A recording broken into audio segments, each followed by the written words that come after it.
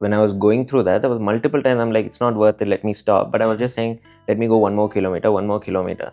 So after the race, my athletes or my friends or even my family, when they know that I'm doing this, they think I'm some great, but I only know how weak I was in that space. But it's just about just holding on, just, okay, I'll stop one more kilometer later. You keep saying that, you'll probably end up finishing the race, right? So the experience was that I know there will be moments of weakness. And this kicking thing or something, it hasn't happened before. But I'm telling you, maybe in the next race, something else might happen. And I'm comfortable with that fact. So I don't go into a race expecting the perfect. And I was so thankful after the run that thank God I didn't stop on the bike. Like it would have been a very easy decision. No one would have told anything. But just because I stuck with that, I had a great run. Now, because that happened, now when I go into another race, I know, okay, so I've done it once, so it's easier to do it for the second time. I am Venki, a working professional in IT as well as an amateur masters athlete and a coach for endurance sports. You are listening to the Working Athlete podcast. Here, I talk to working athletes from all walks of life and experts from various sports to provide you with inspiration, training tips, and lifestyle advice. If this is something that interests you, I have a small request from you. Please subscribe to the channel on YouTube, Spotify, Apple Podcasts, or wherever you get your podcasts from. You can also let me know what you like and what you would like to listen to more of by commenting in the comment section on YouTube. I promise to do my best to improve with each episode and bring you the best content that helps you and me get better each day. This episode is brought to you by The Bike Affair. If you are in search of a one-stop destination that caters to all your cycling needs, our today's sponsor, The Bike Affair, is the perfect place to check out. I have known the founders of The Bike Affair, Krish and Gokul, personally for nearly 15 years now. In fact, my first century ride was with Krish back in 2008. They are both exceptional human beings and entrepreneurs that believe in providing exceptional service to their customers. And it shows. With over 14 years of experience, the Bike Affair has established itself as a trusted source offering honest advice and exceptional service. They are offering a special treat for the listeners of this podcast. You can enjoy a 10% discount on your first order by using the code BikeyVenki on their website. So if you are in Hyderabad, visit their store in Kondapur, or if you are anywhere else in India, shop online by using the link thebikeaffair.com. I will leave the link in the show notes. Now, enjoy the podcast. Hi, Anirudh. Hi, Venki. How are you doing? Good. Welcome back to the podcast. Thank you. So, it's been a while since we last did this. So I thought it's good to see what's happening. I see a lot of exciting things happening with you as an athlete and a coach. A lot of things coming up with Arise Performance, your coaching firm, and I thought let's catch up and see what. And in the meantime, you have completed a master's course in performance coaching. So let's dive into them. Yeah, perfect. Sounds good. So, what are the major, kind of milestones that since we last spoke? So I think we last spoke in the mid of 2023, if I'm not wrong. So at that point is when I almost exclusively transitioned to endurance sport coaching, coming from a strength and conditioning background. And the major update was our relay win in Goa in 2023, the 70.3. So my classmate and friend for decades, he is a national swimmer, and he just finished his first 70.3 in Durban just a couple of weeks back, actually. Nice. So he did the swim leg, I did the bike, and Anurag, who's a very, very good runner, top runner in India right now, so he did the run leg, and we finished first. So that was our major endurance event itself in 2023. And then going into 2024, organically, a lot of things started aligning, right? So it was exclusively me who was taking care of everything. Then I started having a team around me. And for 2024, our actual plan was to have the first race as the Ironman 70.3 Luxembourg, which didn't end up materializing properly because of visa issues. And then we conducted our first camp, actually triathlon camp, in August. So my idea was to hold the camp leading into the BMF race that happens in August, which was crucial because we had about 15 to 16 as a team going to Goa in 2024. And around 9 or 10 of them were first timers. And most of them were not in Bangalore. So my idea was to make use of the BMF race as like a preparatory event. So we held a 2 to 3 day camp next to Gunjur Lake itself. There's a hotel called Tatvam. So we stayed there and we had a good time, and then we raced that race, and it was a great preparatory event for us leading into 2024 Goa.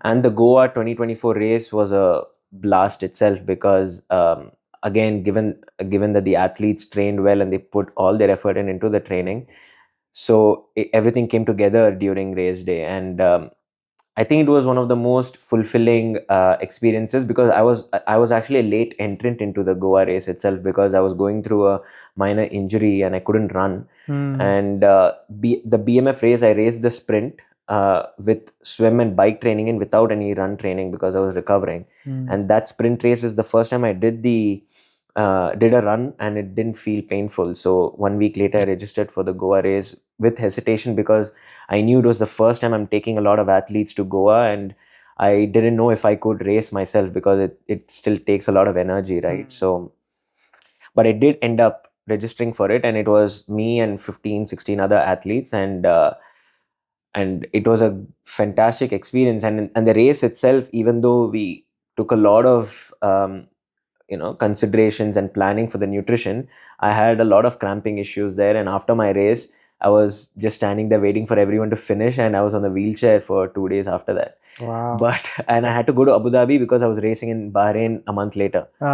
So, but the whole experience itself overall was absolutely fantastic. So that was the major event in 2024. Yeah. So, quite a few things to unpack there. Let us start by talking about team relay versus an individual event, right? What are the obviously, like, you choose the best in each category and participate, but what are the things that you need to consider while to do well in a team relay kind of situation? Okay, so I would say a team relay, while registering itself, there are few ways to go about it, right? So number one could be what I find the most beneficial in having a team relay as an event itself in a Ironman 70.3 is usually about 80% of the people going into the 70.3, they are coming from the lack of a swim background, right? So for them, registering as a team relay, either you want to do the bike and the run, or the bike separately, or only the run, you get a good feel of the whole event itself for you to probably take up as an individual event next year. So that is one channel.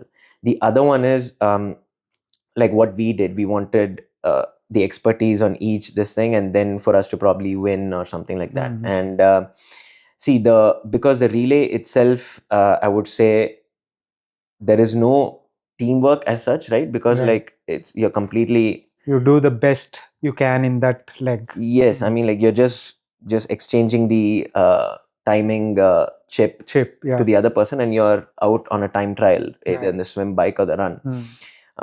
But it does, while training for the event itself, although during the event you cannot help the other person, but while training for the event and you're a group and you're focused, you can keep yourself accountable and also get into triathlons itself first as a part of a relay contingent.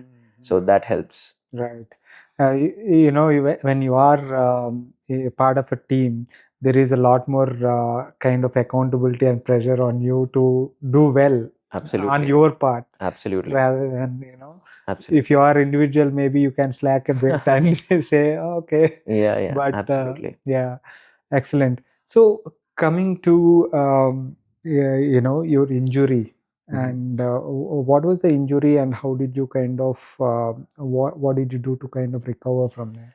So so I've not had many injuries, but in 2021 Jan, I had a very bad twist of my left ankle, and it was a complete rupture of my ATFL ligament. Right. Since then, although I knew that my rehab was important, and I did go over it, there was still some type of ROM imbalance or whatever it is that started creeping up as and when I started to push my run volume.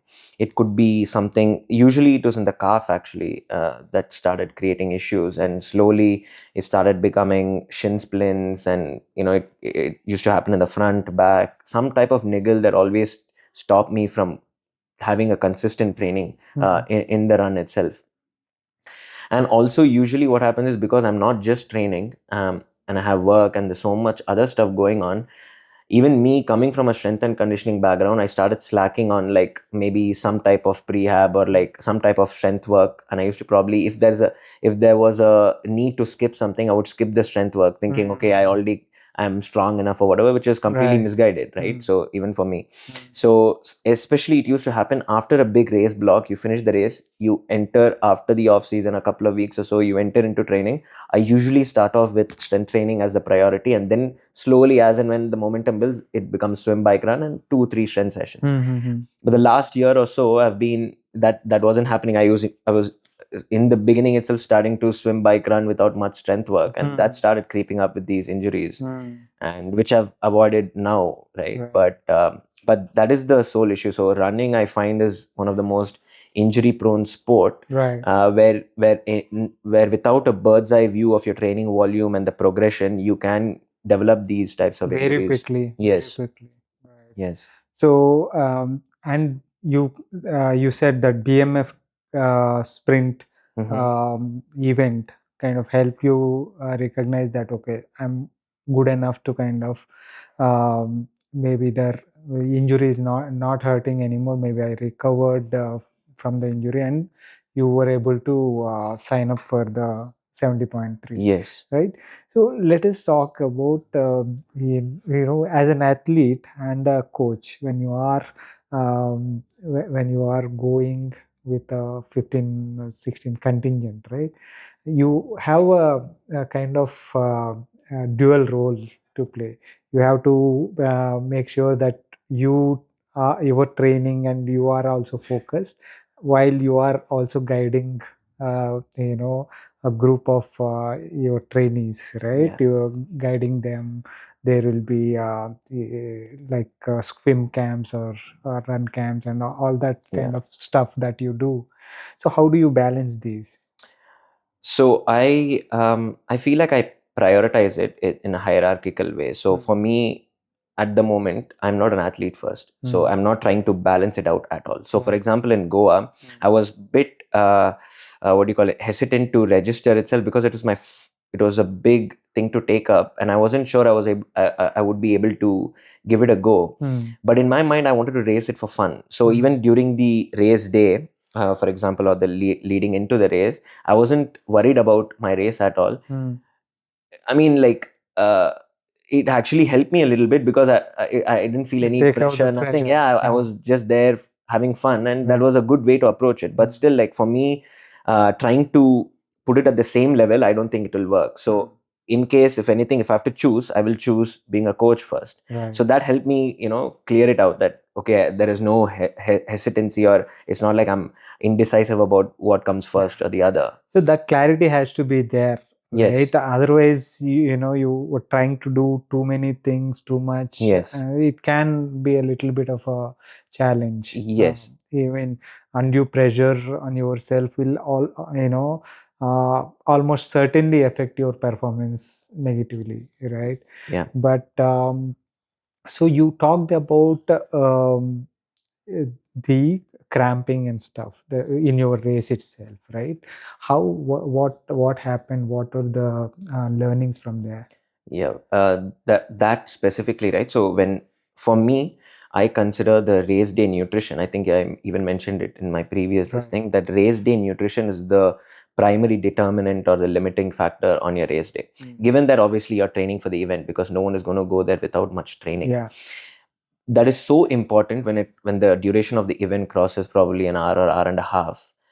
however aerobically fit you are, if you don't have, that is the three facets of the race nutrition, that is your carbohydrates per hour, sodium per hour, and fluid quantity per hour. If you don't have a good range that this is the range that works for me in that specific climate and weather conditions, I don't think anyone will have a good experience. Right. So for Goa itself, we did a lot of, for me, 4 weeks of heat prep leading into a hot race is the sweet spot, I find. And I find an acute stimulus of heat preparation or heat stimulus as very, very good. So what I mean by that is leading into the race, training in decent weather so that the quality of the workouts are good. And you're not exposed to heat for like 6 months straight, where it probably crosses over to too much heat stimulus.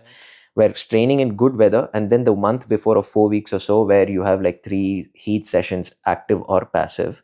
Active in the sense training with like a lot of clothes on and getting your core temperature high, or passive where you train in good temperature but you go into a sauna or a steam room, for example. So that quite beneficial. And I actually narrowed my nutrition, that is sodium losses, to probably 100 mg or so range, which I knew I was probably losing, right? Because I tried it out in race simulation sessions. Right. But in Goa, even with sodium loading the days before, and knowing my sodium losses and fluid losses, in the bike around 60 kilometers, when I was feeling great, suddenly I started feeling sensations of cramping. And the knowledge transfer to our athletes as to what to do when this happens, I had to practice what I preach. So immediately, so I didn't have a bento box in my bike to keep salt tabs, but I immediately started taking the electrolyte bottles and having a huge gulp, and then it used to go off, and it used to happen, and immediately mitigated it temporarily with that huge gulp. Right. But I remember seeing you on the run. So on the run in the first kilometer, I had a decent bike split. Right. I think I had the fastest in Goa. Yeah. And I went into it thinking, if only somehow I could remove the cramps, I can have a good, because I was coming in with around 4 to 5 weeks of run training, but I had decent enough mileage. I was feeling good. Right. But the first kilometer, both the legs seized up. Right. And actually there was a few police people there, so they actually helped me to just stand. I was on the flat on the ground, right? So immediately I had like salt tabs during the run, so I had taken in 2 and crushed them in my mouth, and it was okay for then, and it was happening like in regular intervals. But again, this is just catching up, right? So once that cramping up starts, you're just mitigating it temporarily with immediate consumption of salt. Right. But again, you're playing catch up there. So, and the nutrition company that I use for my races, that is Precision Fuel, they have made it easy to plan your race nutrition itself. So this time when I'm doing Goa, I have data to go by. I know my sodium consumption last year, so I know what to do this time. So like I said, like it doesn't matter the level of what athlete you are or what your finish time is. Your race nutrition, knowing that is probably the most important, especially in Goa because of the conditions. Right. So when you say when you quantified that probably 100 mg of sodium loss and all, how do you quantify? Do you No, so I said the error of plus or minus 100 mg. Oh, okay. So my so during simulation sessions where there was a lot of humidity in the room, and like as close as possible to probably what I would feel in Goa, my sodium losses corresponding to how much I was consuming without cramps was about 600 to 700 mg of sodium per liter. So in the sense that in the bottle I had 750 ml, which I'll use, I had 500 mg of sodium there. Right. So I was consuming that bottle plus a little bit more of the second bottle per hour on average. Right. So if you think that is 500, then this is around 100. So around 600 to 700 is what was working without any cramping issues. Right. So that's how I know now. But for now, we have a sensor that we have acquired called the NIX hydration sensor. So we are providing that as a service to our athletes, so that before we go to Goa or like we train and under a similar environmental condition, you wear that patch and it shows you real time your sodium losses and total overall sweat losses per hour. Oh, wow. Which I feel like is even, you shouldn't say that, okay, this sensor is only used for elite athletes, because for anyone who's taking up the sport for fun also, Right. they want to have a good experience. doing a race or a 70.3 or an Ironman or whatever it is, knowing that is probably one of the most important things they should spend on rather than a new fancy piece of equipment. Right. Right. So, I mean, something like that will clearly tell you how much, what is your sweat rate, what is the composition of that sweat, how much the sodium and other things that you are losing, right? So that you can plan to replenish them properly. So, tell me more about this sensor and It's how called does the it work? NIX hydration sensor. Mm. So it is a device and a patch. So you wear it during your activity, Right. and it connects to an app. Mhm. So after the activity or even during the activity, you can see how much sweat, how much sweat and how much electrolytes you're losing in that sweat, Right. and sodium mainly, because Mhm. sodium is the main electrolyte you Right. lose. Yeah. So using that will almost negate 90% of the issues. Again, there is some, so for example, in Durban also, beautiful, great weather conditions, right? So around 20, 21 degrees, 22, perfect racing conditions. Right. We did sodium loading. We knew exactly, for our athletes as well, exactly how much sodium losses approximately you have. On race day, it was slightly more hotter. And when we wore our wetsuits, it was a bit too early. And we did consume salt tabs, everything. We knew this was going to happen, taking into account it could be hotter. Still, uh, I started getting cramping sensations, but this time I knew to carry extra sodium, so I was immediately able to mitigate it.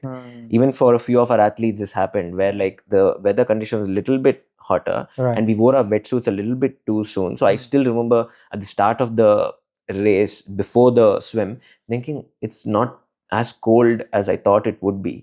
It was good conditions, but not as we planned. So Right. these, even with all the preparation, these things can happen. Correct.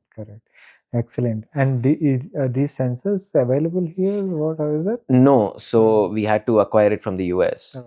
So yeah, so we don't have, I mean, like the access to it is quite limited unless and until like you get it from there. Right. So that is the other one, and there should be more startups or something like that, because this Nowadays these various sensors, the core we sensor, acquired that as well.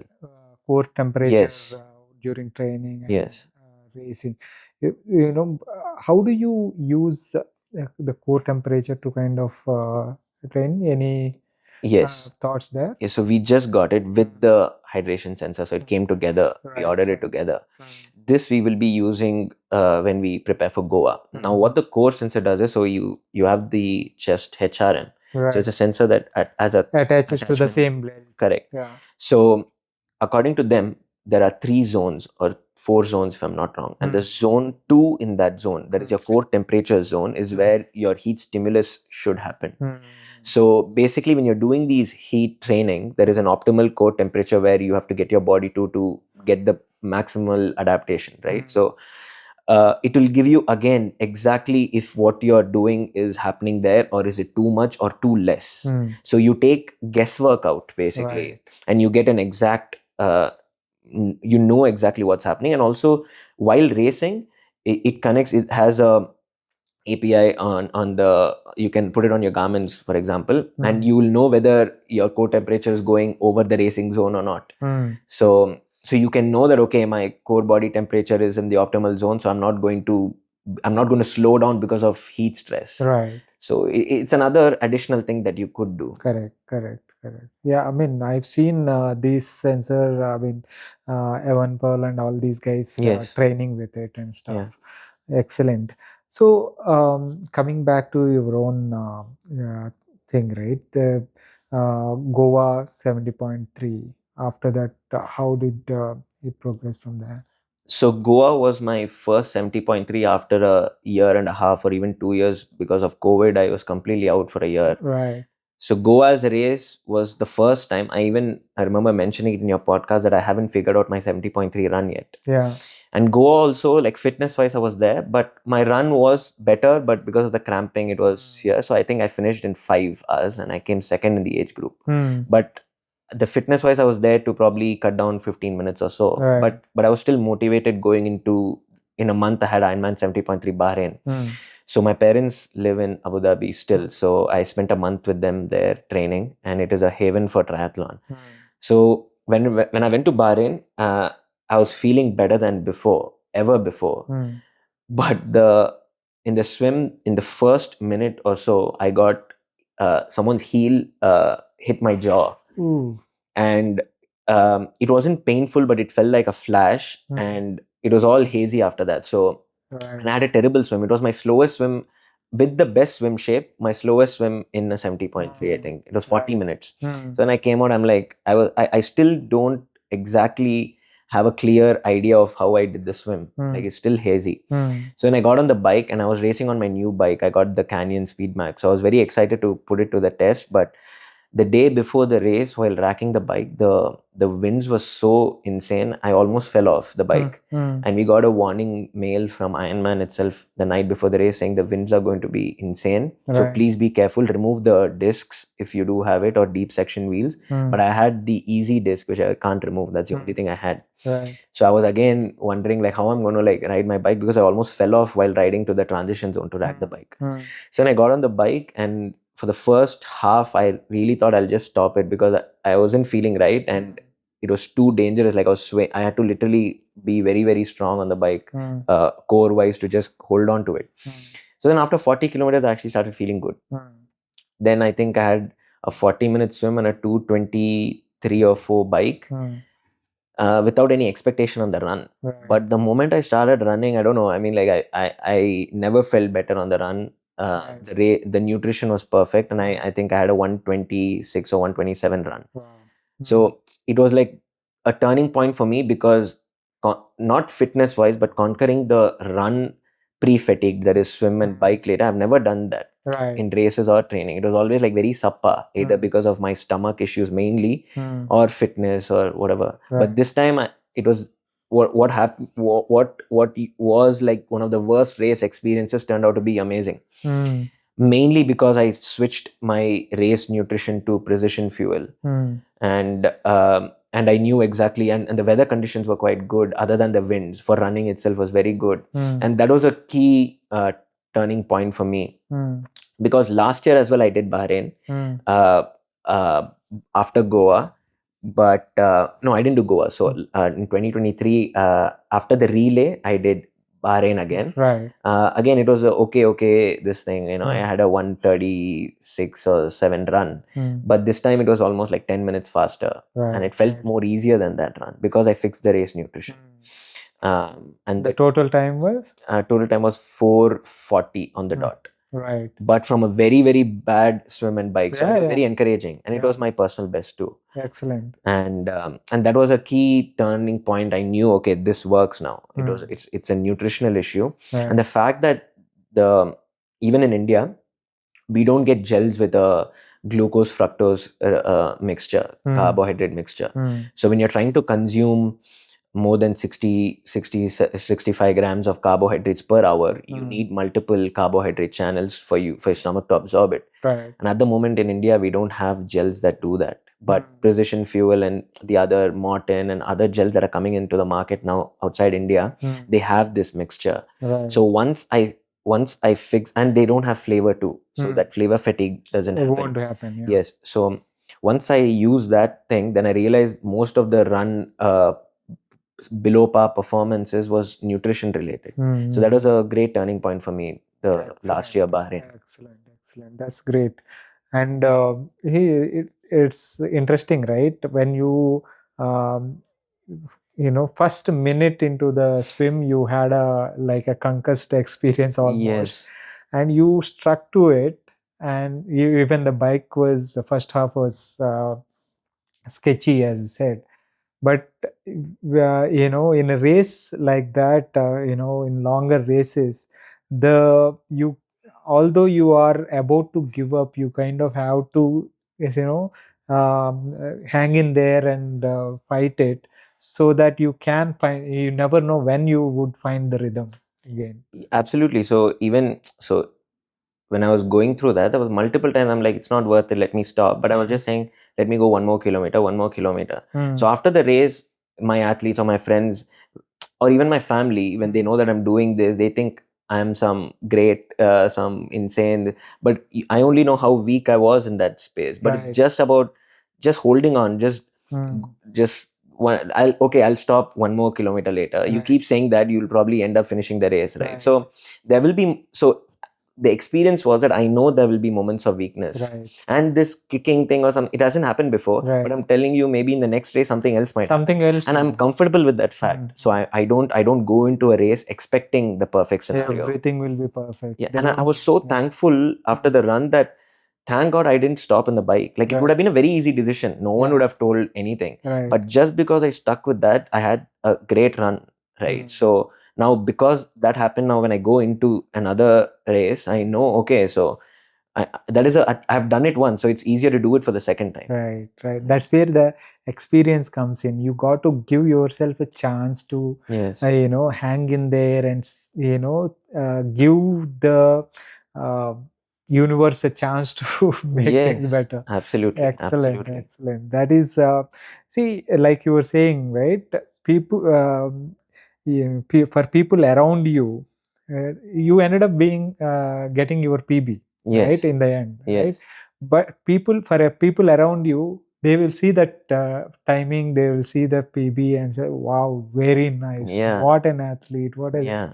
but you will know what are all the things that you had to go through in the training and as well as on the day. Yes. Right?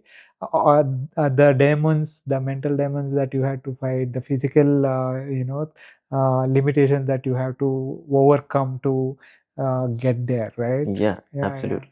And I was racing there alone, but after I came back from the race and I looked at my phone, so in our athlete group, in the Arise group, like I could see the amount of they were like tracking me from this. They were almost like it was like some match was going on, and I'm the only guy playing, but like they were all discussing, okay, is there, and you could see once you make connections with athletes or who you're training, they become your friends first, right? So after a certain point of time, and you could see the care they were showing me, and I was so glad that I did not give up, because like during these times of weakness, I was just thinking I shouldn't disappoint them, like they shouldn't be they should be proud of what I did and not. So those are the things that keeps you going, right? So that is a new experience for me too. For sure, for sure.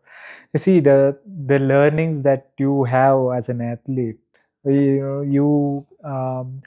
that helps you as well as your athletes, the ones that you are guiding, right? Correct. So all the experiences that you garner is not just for yourself now. Absolutely, absolutely. You have to lead from the front. And to be honest, like me, so I could just spend my time on research and coaching itself, but you have to lead from the front and practice what you preach. So if there's a new training intervention that you're trying to do, you have to show it yourself. And like I feel like coaches, especially in this arena where there's no age limitations, and you can, if you are dedicated, you can still be an athlete. I feel like it's very imperative that people do that, because just if they see you doing it, they know that you're not telling them to do anything that you won't do yourself. So that is very important, and I actually feel like that is something probably that my race, maybe when they knew, maybe a person who was feeling low, right? He's like, okay, he's doing it, why can't I do it, right? So that is important. Excellent. Talking about research and stuff, right? Let's talk about your that completion of the sports degree. Yeah. So before COVID, I was supposed to go to Leeds Beckett University in England and do my master's in strength and conditioning. But my health was not good, so I decided to do the master's in performance coaching from Setanta College, that is in Ireland, but they have an option of doing it in remote this thing. So the course itself was 2 years, and I used that as an opportunity whenever. So the assessments itself are research papers that you have to write or case studies that you have to do. So I specifically used that to test out things from my own field, which I was going to concentrate on full time. So it was only, I think I exclusively did only endurance sport. Whenever possible, triathlon, or it was either cycling or running or so. So we partnered. So at the moment at Arise, we have 2 other coaches, head coaches. So that is Vinay Krishnamurthy, who's into trail running and ultra running and stuff, and Sushil Chand. So he has a lot of experience in the triathlon community and coaching and also so I was looking into this software called Inside, where top cycling pro world tour cycling teams use, and few triathlon coaches use as well. And I was looking at optimal ways to test athletes, because what we were used to was probably a ramp test or a 20-minute test, or even for the run there's a 30-minute threshold test that you can do, right? Something better way to tailor athletes trainings a little bit more deeper, in a deeper level, right? So in the Insight software helped us. So there are two protocols, and with that you can get a full metabolic profile of the athlete. So in my master's program, I used this Insight software as much as possible to test out training methods and see if there was any interesting results, because the final paper that I had to write for the whole course was a very, very interesting thing that we found out actually. So there is a metric called the VLA max. Okay, so it is how quickly you accumulate lactate in your body. Okay, so that metric itself, so it either it's high or low is not bad or good. Like for example, if you're a sprinter, track cyclist, or if you're a 400-meter track runner, you probably are benefited with a higher VLA max, because you can immediately make use of the lactate as an energy source and tap into the glycolytic energy system. But for an athlete like me, or like anyone who's doing a 70.3 or an Ironman, having a high VLA max is probably detrimental to you. Okay, so knowing that whether you are an athlete with a higher VLA max or a lower VLA max is a key determinant to what type of training you should do to optimally train for that event. So if I come to coach under someone and my FTP or whatever threshold is 200 watts and I want to increase it to 250, it is a common thing to have some high intensity intervals there above your threshold, closer to your VO2 max. But if I'm training for a 70.3 and I'm already with a high VLA max, me doing those intervals that is going above the threshold and accumulating lactate is probably detrimental to me. So my actual research, taking into it was a case study with 3 cyclists, was to measure their VLA max, and if it was high, can I improve their anaerobic threshold, that is your LT or LT2 lactate threshold 0.2 or your FTP without any without any intervals above their threshold. Very counterintuitive. So to push a threshold up, can I improve it without doing a single interval above that mark, right? So there was 3 people, and all three of them had a slightly higher VLA max. So according to Inside itself, having a VLA max of over 0.4 mmol per liter per second was a little bit higher for long endurance events. So all 3 had that, and for one of the athletes, we almost his threshold probably improved by 30 to 40 watts in 6 weeks, which is very big. And for the others, it was around 10 to 15 watts, and no interval training above that method. And this is what I use for myself leading into Bahrain too, where leading for the 2 months leading into the race, I had no interval training above that metric. It was all zone 3 in a 6-zone model, or just under the threshold. And it helped me improve my threshold without as much fatigue, because I was able to recover from that easier. So these types of metrics, which are not probably well known, are really, really important to tailor the program for an athlete. Because one type of training you might think it is helping you, but it might not actually. So couple of things there. So how does this Inside software determine VLA max? Great. So the gold standard method is to do a 15 to 20 second max all out sprint and then take lactate samples at regular intervals after that to see the curve. So Inside has 2 methods they provide. So one is the actual lactate sampling, that is if an athlete is living close to you or he's able to come to your lab, you can do the lactate sampling itself. That is the gold standard. There's another one called the Inside PPD. It's called the Power Performance Decoder. So there you perform 4 varying intervals. So it is 20 seconds, 3 minute, 6 minute, and 12 minute. And you can spread them out within 3 days. For me, I spread them out within 3 days. That is 20 second and 3 minute on one day, 6 minute on the other day, and 12 minute on the other day. Right. And you can choose that and keep it standardized. So when you feed the data, that is with your 20-second sprint, the watts and all that, and you feed it into their software, they have an algorithm to determine all the values, which is your VO2 max on the bike, your percentage of VO2 max at your anaerobic threshold, that is FTP, your LT1 point, which is again very crucial for race pacing, which we don't usually get. That is the first sign of increase in lactate. You get that. You get your fat max, where you're burning the most fat, the power interval where you're burning the most fat, where your probably base rides or endurance rides should be around that. Right. So all these metrics, and there's another metric called the carb max actually. So it tells you the wattage where you're burning 90 grams of carbs per hour. And according to their research paper, peer-reviewed research, it is shown to be very, very close to your actual 70.3 bike pace of power. Yes. So again, these metrics are very, very crucial. And to be honest, like I didn't. So when I did this, I was very unsure about the carb max thing, because I was like, is it? But if you see my Bahrain race data and this, there's a difference of 2 to 3 watts. So these important metrics are there in 2 different ways. That is lactate testing, or these the power profile itself, that gives you this comprehensive metabolic profile. And it's very beneficial to tailor a little bit, and then retesting is also very easy. It's not that hard, because a single 20-minute FTP test is probably a bit too extensive or like very hard also, and it is not the best way to go about testing your FTP or threshold value itself. Right. Yeah, I mean, the efforts like that are quite intimidating. Yes.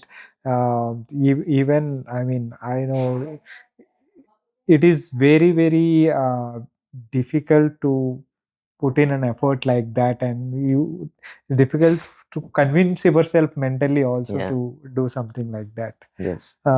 Excellent. So once you have this VLA2 max number, right, how do you use it to optimize your training and performance? You're talking about the VLA max? VLA max. So first of all, after you get the first initial pre-testing value, pre-intervention value of the VLA max, you see whether it's high or low according to us, right? So for us, like 0.4 and above is probably a little bit higher, and 0.4 and under is quite good, right? So when the VLA max is higher, we try to not expose the athlete to a lot of lactate accumulation.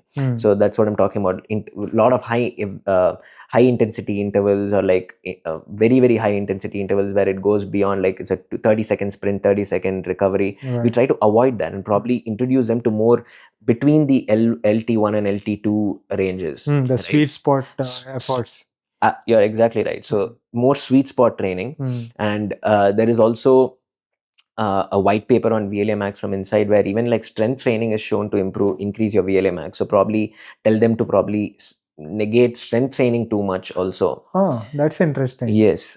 Okay. Yes. So strength training is known to increase the VLA max. Yes. So you avoid that to kind of reduce that value? But depends. So you can, so easiest way is to introduce one thing and see its effect, rather than introducing 4-5 different things. Right. Even if there is a change in the metric, you don't know what changed it. Right. So I'm telling, these are the white paper on VLA max from Inside. They have given strength training as a factor there that probably could increase your VLA max. Okay. So this is there. Then also the other thing is avoiding polarized training itself. So my research in that last paper, that was my next question, because polarized training kind of suggests that you do a lot of training in zone 2 or lower zones, and a few workouts in zones above your VO2 and stuff, right?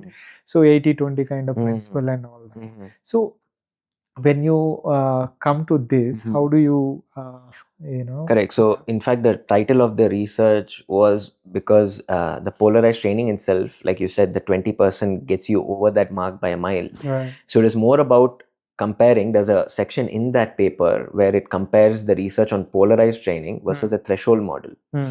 So the training intervention itself, when you, for a high VLA max athlete, to get them to a lower VLA max athlete, it would probably be very close to the threshold model, where you don't spend much time at all over the LT2 or the anaerobic threshold, but spend more time in the zone 1 and zone 2 range in the 3 zone model. So in the 3 zone model, it is demarcated by the first point, that is LT1 and LT2. So anything under LT1 is zone 1, anything between LT1 and LT2 is zone 2, and anything above LT2 is zone 3. So you spend a lot more time in the first zone and second zone in a threshold model.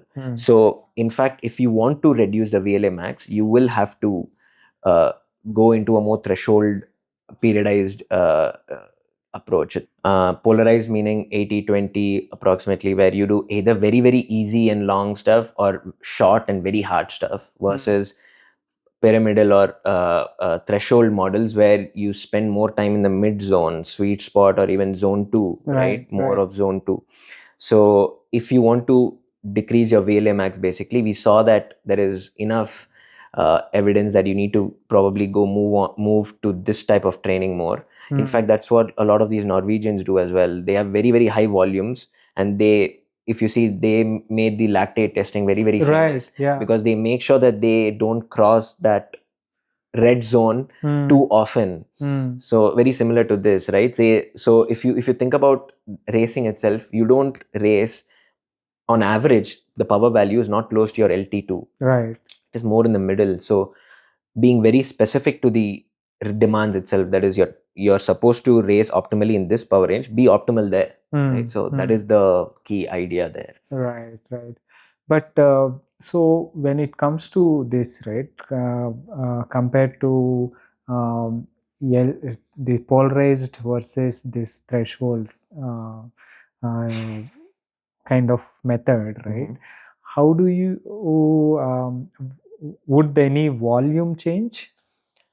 Great question. So we didn't have any change in volume actually as much. Right. So there is an ability probably to do a lot of volume in both ends, but we didn't have any major difference in training volume. It was what you did with that volume itself that probably made the difference. Right. We did not change. So in that paper itself, there was not a big change between pre-intervention training volume to the intervention training volume. Okay. But on an absolute term, the more you can do, the better so that is, there's a high correlation between volume and the adaptation, the aerobic adaptation you're making. Right. But obviously there is like a inverted U relationship, where like if you cross a certain time, you do more damage to diminishing returns. Yes. So finding that sweet spot is crucial, but we didn't have any change in overall training volume. Okay. So for example, most of our working athletes tend to kind of spend maybe somewhere between 8 to 12, 14 hours kind of per week kind of situation, right?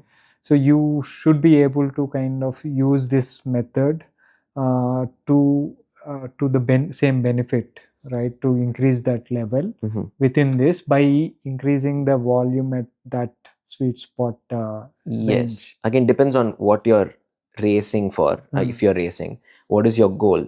All that determines it. So for example, if you're an athlete who's a track cyclist, I would want to improve your VLA max, not reduce it. Right. So probably a lot more of getting ability to immediately accumulate lactate is very important for you. Right. But it's not for me. Right. So again, that's why. So it depends on what you do with that volume itself. Exactly. That's a very, very good point, because someone who is training for a road race would need a lot of this, the ability to deal with a lot of these accelerations, right? Which are like over the neuromuscular kind of efforts. Yes. But someone who is taking part in maybe time trials, or even even lesser in terms of triathlon 70.3 and above, right? That is he doesn't need to kind of go over threshold. It's not good in most cases to go over the threshold, right? So it depends, so to speak. Athlete specific. Yes. It's it's very important also, because like again, everyone is not just an athlete. Right. They have other stuff going on, so Right. you have to make sure that the time that you're spending doing it, at least that is optimal to what you're doing, right? Right. So it's very important that we know that. Excellent, excellent. That is very, very good. This is all interesting, right? So, and this was your research topic in your degree. Yes. So the first one, one of the first one is how to use velocity-based training. That is strength training itself, where you have sensors attached to see the speed of your movement. So that's a different way of load prescription itself. That is like, instead of the weight, okay, I'm lifting 50 kilos, 60 kilos. Velocity-based training is where you fall under the range of velocity of the movement. So the higher the load, the lower the velocity. So there's a thing called velocity-based training, where my first, I think the second research was on how to use velocity-based training for cyclists. Is there a way we can use it? So the actual objective was to see the hip angle and the knee angle in the cycling gait, for example, to see what is the maximum hip angle, what is the minimal hip angle, the knee angle as well, and try to see which exercise was simulating that, or what you can use to in strength training itself. This is for strength and conditioning for a cyclist. So this thing was to see if leg press itself is a good simulation to mimic the hip angle and knee angle of a cyclist. And the research was on that, like how to prescribe a VBT, that is velocity based training protocol, to a cyclist. Right. So this was again everything, even if it was a very strength and conditioning related topic, I try to tie into either swim, bike, or the run. Right. Yeah. Excellent. That is really good. And let us kind of define velocity-based training, and then go a little bit deeper into this. Yeah. What is velocity-based training? Is it like the faster you do these movements, the better, or is the slower you do it is better? What is so this? How we have a power curve. So if I do 20-second sprint, 3-minute sprint, 6-minute sprint, you'd get a curve like this, right? So the same way, when you do for an exercise, if you take it, if you change the loads, you will get a velocity profile, like a power profile. So in that velocity profile, again, very similar to cycling, there are zones where you can train for maximal strength, maximal velocity, and stuff like that, right? So something similar, very mimicking power zones itself. Right. So it's a different way to prescribe load itself. So for example, if I give you a strength and conditioning program with 3 exercises, that is back squat, leg press, and lunges, for example, anything, instead of telling you first set lift 50 kilos, 60 kilos, 70 kilos, I'll give you a velocity range where you do the reps in that velocity range to adapt to a specific requirement. That is, either you're trying to improve your max velocity, that means the load will be very less, but the speed of the movement will be high. Okay. If you want to improve your maximal strength, the load will be high. Due to that, logically, the velocity will be lesser. Right. So in fact, you can train, it's almost like peeling open, going deeper and trying to train a very specific thing, which is similar to what we do in cycling. Like you do VO2 max intervals, 33 minutes into 10 or something like that, with a very high power interval, because you want to train this 3-minute effort or 5-minute effort. You want to get better at that. Yeah. So it is similar. It is trying to do that with strength training. That is basically what it is. Nice. And what were the findings? So it was not a finding itself. It was actually designing a program for the cyclist using the this thing. So my research wasn't to prove that leg press is the best. It was my hypothesis that the leg press, because I showed that when I do the leg press, I try to make sure that I put the height or the angle in such a way that I show that when I'm cycling in the TT position, my maximal hip angle and the minimum hip angle is same as the leg press. So I try to connect that and give I think it was a 4-week program with the leg press to improve your maximal strength or velocity and all that. So it was actually almost like a study type of thing. Nice. Single leg better or double leg? So I am even in last time, I still remember, like when you were asking me about strength and conditioning, I believe a lot in unilateral training, especially for cycling, on triathlon, even with running, right? So in that thing itself, it was bilateral. I wasn't doing unilateral. But as a this thing itself, I believe unilateral training is very important. Right. But again, you can use the same thing. So with that velocity profile, if you do the velocity profile for a single leg press, you can have you can prescribe the same thing basically. Nice. Excellent. And coming to your after your Bahrain successful event, how did the rest of the season go? Oh, so Bahrain in 2024. After that, it was an off season, and then in 2025 again. I feel like we have upgraded slowly, organically every year. So this time, 2024 was more impromptu. This year, we had the plan laid out from the beginning itself. So in December or Jan, we decided the first race was going to be Durban, the next Sydney, and then Goa. And between Durban and Sydney, we have a tri-camp again leading into the BMF race, similar template to last time. Because this time we have more than 20 people in Goa, and again, probably half of them first timers. So we are doing that again. And this Durban again was a great race. So again, I missed my PB by 2 minutes. But, and we had like the person who finished the swim for me in the relay, he did his first 70.3 with a 6-month prep leading into it. So again, this year seems to be a bit more well planned, and the major update is that in March, Arise and Lakshyan Academy of Sports in Sarjapur Road, we collaborated to form the Arise X Lakshyan Endurance Lab. So that is a major upgrade, I would say, because me, Vinay, and Sushil, later part of 2024, we were looking to have a physical base for training, because either it could be outdoor sessions we could do, but not a place where we can do testing, research, or anything that we want to do to improve ourselves as coaches and provide a good environment for our athletes to come and train together. Right. But we were trying to do this in the North Bangalore, Central Bangalore. We couldn't go into it. And I was just looking into pools in Bangalore, 50-meter pools, and I looked into Lakshyan.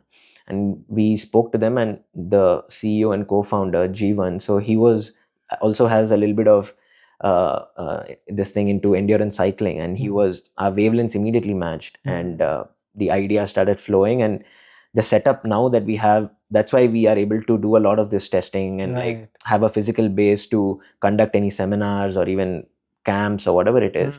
So that collaboration is almost something that is very important for the growth of the sport, because there are a lot of kids that are swimmers who give up on swimming and they are going to obscurity, like my friend who did a relay for us. He's a national swimmer who didn't swim for 10 years and came back and did a 35-minute swim in Goa with 1 week of prep. So there are a lot of these people here, and our objective is to almost use that to nurture the sport to a point where if an Indian athlete goes to a 70.3 and he's a above average athlete or an elite athlete, he's elite in the world as well. And also have an Olympic program where like we have a few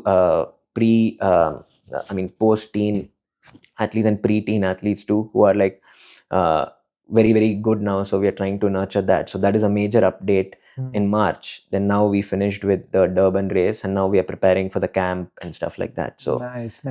Let's talk. I mean, that is very, very interesting and very useful to have these facilities like this, right? Our homes themselves, they are not really big enough for our training, maybe for indoor training and all.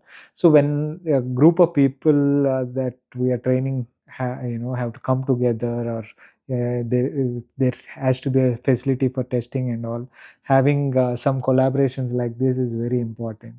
And what I see nowadays with triathlon and in cycling is that people like you, who are really good athletes, also getting into coaching, and has opened up the landscape really, really well. It means that there are more people to guide others who are just entering. Triathlon is a sport, very aspirational sport, right? That Ironman is something that is a very big, it's a big thing that many people aspire to, and people jump into a triathlon without knowing, 1 or 2 sports, or even not even knowing 3 sports in to begin with. So having someone who is passionate, experienced, and knows what he's doing is very, very important to, as a guidance. And it is really, really heartening to see people like you, coming in and filling that huge gap Yeah. that is there. Yeah. And there is scope for many more Yeah. as well, right? Even with cycling, when I started coaching back in 2016, there is no concept of, like, there is coaching at that point of time, very, very minimal. Like, I was there, NJ was already doing it. And then slowly now, when you see people like Joel, a lot of other people, Srinath, and all these people who are very, very young, who have performed well at Nats and all that, coming in and filling that huge. When I am working with certain people, I can only cater to 10, 15, because I'm also a Yes. working athlete and all that, right? Maybe you can cater to 50, 100 people, but when there is like 1,000, 10,000, thousands of people that are there, people have to, there is always going to be a kind of gap that needs to be filled. Absolutely.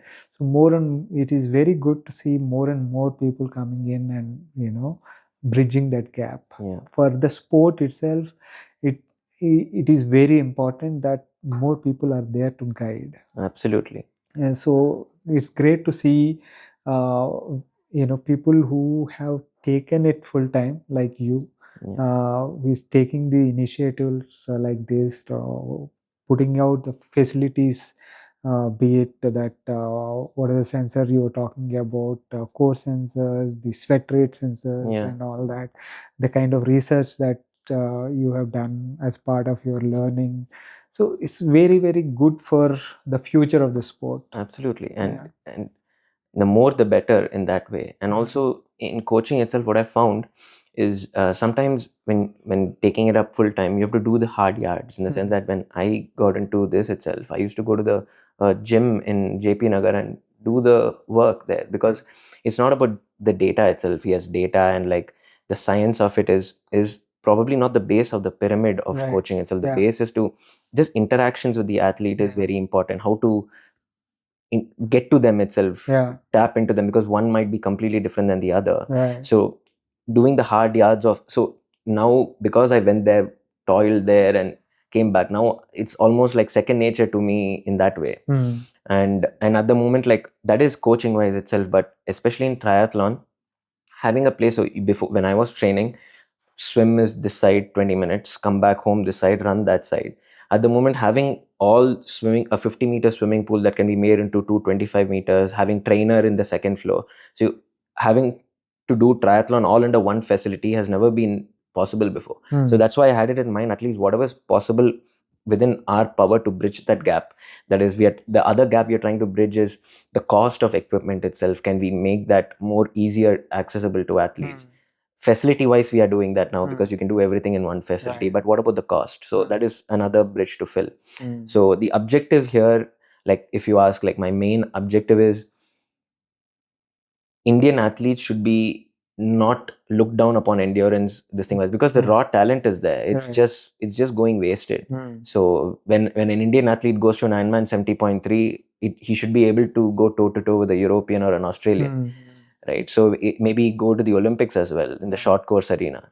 Maybe even just cycling itself, like, how much, like, untapped potential, right? So this is our objective. Yeah, for sure. It's a really large gap, to bridge, but you have to start somewhere, right? Yeah.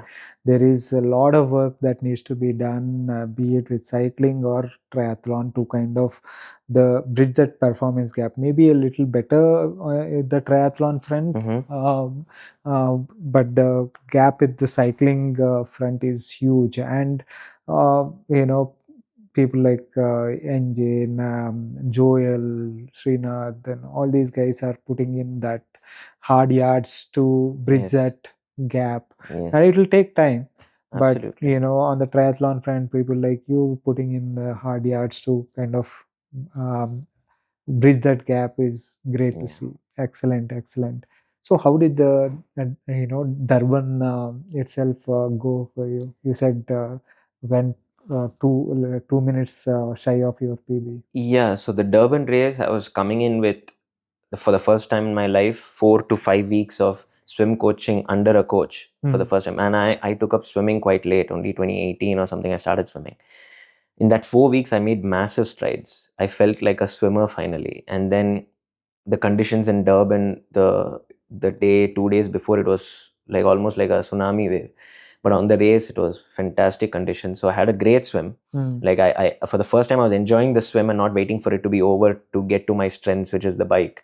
But I was like in my element there, and I had a great swim there and finished. And the transition is 700 meters, so that was a long transition.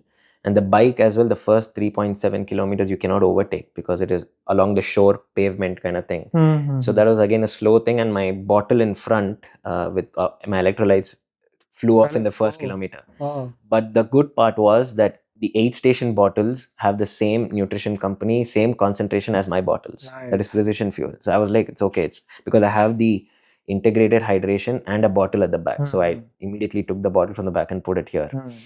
And when I got onto the bike, I have never felt better on the bike. Like there was a little bit of cramping sensation was in the swim itself, which I knew was happening. So immediately I had extra salts.